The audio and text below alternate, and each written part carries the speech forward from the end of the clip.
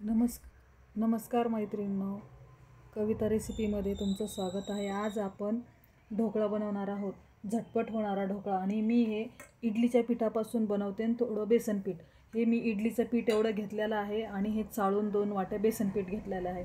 याच्यापासून आहे ना आपण झटपट ढोकळा करणार आहोत। याला छानपैकी असं मिक्स करून घेऊया।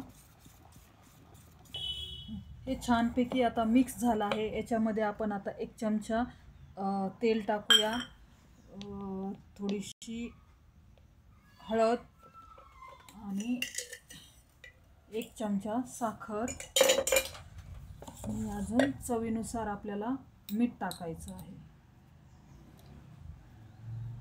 करून घेऊया। हे पहा, आपलं आता छानपैकी मिक्स झालं आहे तांदूळ आणि बेसन पीठचा ढोकळा। आपण इडलीच्या पिठापासून बनवत आहोत, त्याच्यात थोडंसं बेसन पीठ ॲड केलं आहे, खूप छान लागतो। आता याच्यामध्ये आपण 1 चमचा इनो टाकणार आहोत। इनोची मी छोटी पुडी आणली होती, ते छोटं पॅकेट टाकून द्यायचं। याला चांगलं मिक्स करून घेऊ। तेल लावून घेतलं आहे, त्याच्यामध्ये बॅटर टाकून देऊया आणि 20 ते 25 मिनिटासाठी शिजायला ठेवूया। आता आपण याला 25 मिनिटासाठी शिजायला ठेवूया, गॅसवरती झाकून ठेवूया। चला तर आपण आता तडक्याची तयारी करूया।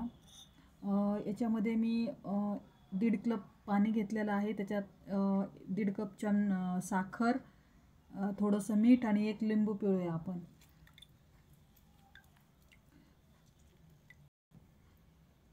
पाच मिनिटासाठी तडक्याची तयारी करूया। आता आपल्याला तडका द्यायचा आहे ढोकळ्यासाठी।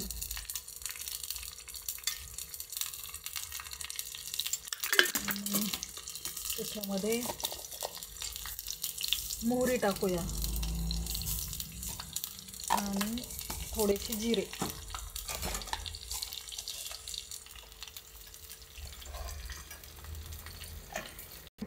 तुम्ही बघू शकता आपला ढोकळा छानपैकी शिजला आहे। आपण आता त्याचे छोटे छोटे काप करून घेऊया।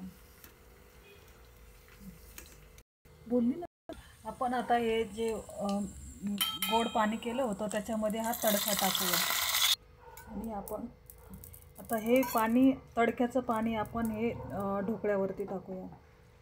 छानपैकी मस्त सुगंध येतो याचा।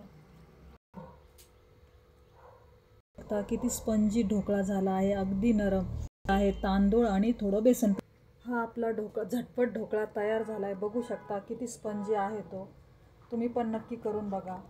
हे पण आणि लाईक करा, शेअर करा आणि माझ्या चॅनलला सपोर्ट करा।